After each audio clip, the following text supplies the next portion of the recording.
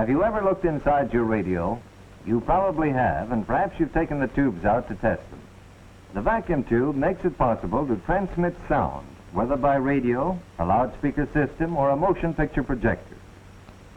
The vacuum tube has been responsible for the growth of radio into a business involving thousands of people and millions of dollars.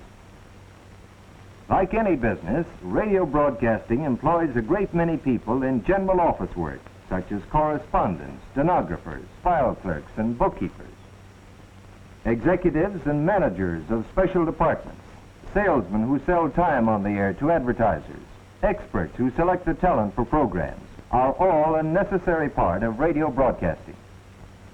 Continuity writers prepare scripts, and other writers handle publicity, news, and material for special educational and farm programs.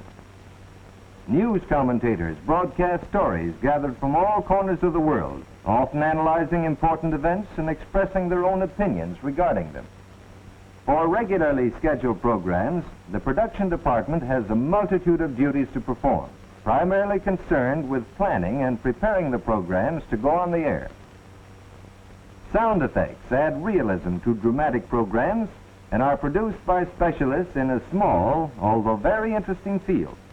Actors and actresses perform for unseen audiences, and control men skillfully operate the apparatus which mixes sound effects, music, and dialogue. The best the world has to offer in music, drama, and comedy may be enjoyed in one's own home, for radio's greatest application is in broadcasting mass entertainment. Many programs are broadcast over radio networks, and telephone lines are employed to connect the studio with the various stations. As the program may originate in a studio at New York or Hollywood, the use of telephone wires makes it possible for stations thousands of miles away to broadcast the program. The master controls are operated by men who have advanced from the ranks. Their work requires perfect coordination of mind and hand, for station hookups must be made on the split second. During the short period allowed for station identification, telephone lines, which have been set up in advance, are connected to feed the program to the network station. The maintenance of radio broadcasting equipment employs a large number of workers known as technicians. It is their job to see that the apparatus is kept in perfect working order. In the stations, we find these men at work on the amplifiers and on the power equipment. They are not developing new methods or devices, but are maintaining those which have already been developed by the engineer. Radio engineers are men technically trained in the field of electrical engineering as applied to radio and communications. They have brought about the high degree of perfection now attained both in broadcasting equipment and in radio receiving sets. This work of improvement and development is continually being carried on by the relatively small number of highly trained specialists who are radio engineers. Theirs are among the top positions in radio. These positions have been filled by men without professional training, but today there is little chance for a man to become a radio engineer without training in a first-class engineering school.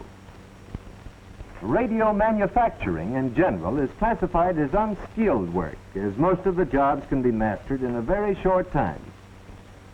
Many women are employed assembling and inspecting radios, as the work is not heavy. Ordinarily, such work does not lead to responsible positions and should be avoided unless one will be satisfied with employment in manufacturing. However, men with training are sometimes placed in the production departments of radio manufacturing plants to gain practical experience. This work serves also as a proving ground for these men, and those who qualify may advance to positions of greater responsibility. Because radio broadcasts are so popular, the public demands prompt and efficient repair service to radio sets. This has created a large field of employment. However, the supply of radio servicemen generally exceeds the need, and this makes it extremely difficult for any but the well-trained to succeed in the work. Often, the most successful radio dealers and salesmen are those who can talk with authority about the products they sell, frequently because they've had practical experience in radio repair work. The radio service field is not a good stepping stone to the radio engineer's job unless it is followed or accompanied by technical engineering training. A very interesting field of work is that of the radio operator who sends and receives messages. He must be able to send and receive the International Morse code at a specified number of words per minute. Granting of the commercial operator's license is based on a rigid government examination conducted by the Federal Communications Commission, and it must be renewed periodically. Radio operators are found on practically all large ships. They communicate with other ships and with radio stations on land. The operator at the land station sends and receives commercial messages, handles weather reports, and listens for distress signals from ships at sea. Air travel has become safe today largely because of the application of radio principles. On commercial airlines, the licensed pilots must be radio operators.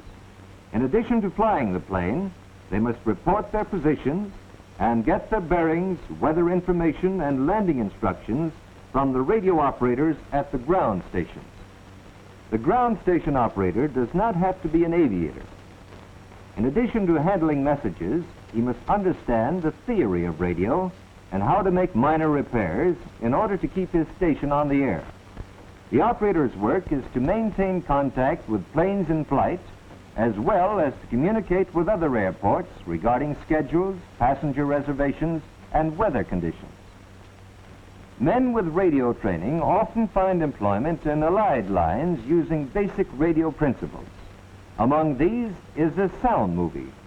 Through the use of microphone, amplifier, and vacuum tube, the sound for motion pictures is photographically recorded on the edge of the film to form the soundtrack. When the soundtrack reaches the thousands of theaters, it is reproduced by means of a photoelectric cell, or electric eye, amplifiers, and a loudspeaker system. Maintenance men with fundamental knowledge of radio technique are constantly employed to keep this delicate equipment in working order. Public address systems also use some of the principles of radio. They range from the temporary and portable unit to permanent installations in large auditoriums. Many operators of portable public address systems own their own equipment, which is in demand at county fairs, sporting events, political rallies, and conventions. This type of work requires some special training, but the field is so crowded that it offers few really good jobs. The better jobs are those planning and installing the large permanent public address systems, but this work requires a thorough background in radio and acoustical engineering. Another field requiring thorough engineering training is the transmission of photographs by wire and radio. News services maintain photo transmitters at strategic points, and the newspapers subscribing to this service get the photographs over receiving instruments in their own offices. Television, the baby of the radio family, is creating openings for experienced engineers, most of whom are graduating from radio work. From the scene of action, cameramen televise events which you may see in your own home, if, of course, you have a television receiver. Television is opening up a new field, as does any new development. It is furnishing employment for men who design, operate, install, and service the transmitters and receivers. But men with radio experience, especially those who have prepared themselves through study and application, are given preference. Specialized training, study, and hard work are necessary in all phases of radio. In spite of the size and importance of the radio field, it doesn't hold great opportunity except for those who are able to secure the highly technical training which it requires. The best training is that obtained at a first-class electrical engineering school, specializing in communications engineering. If that is impossible, there are a few vocational and correspondence schools which offer excellent courses in the theory of radio. However, you should ask your school authorities to help you investigate any school, residence or correspondence, which you may plan to attend. Your high school preparation for entrance into radio work must lay a strong foundation in science and mathematics, the basis of all engineering, and especially of electrical engineering. You must, in addition, Develop a high degree of coordination between hand and mind, because much of the work is very exacting in nature. If you are really interested in radio as your life work, probably one of the best ways to get started is to make it a hobby and build an amateur station. This will give you the chance to put basic theory in practical operation. It will show you more quickly than anything else whether or not you can succeed in radio.